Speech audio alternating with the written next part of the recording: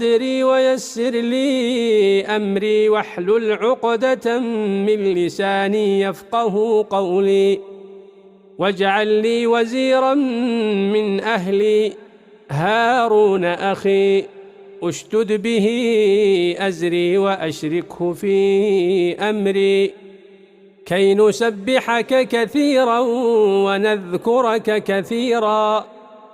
إنك كنت بنا بصيرا. قال قد أوتيت سؤلك يا موسى ولقد مننا عليك مرة أخرى إذ أوحينا إلى أمك ما يوحى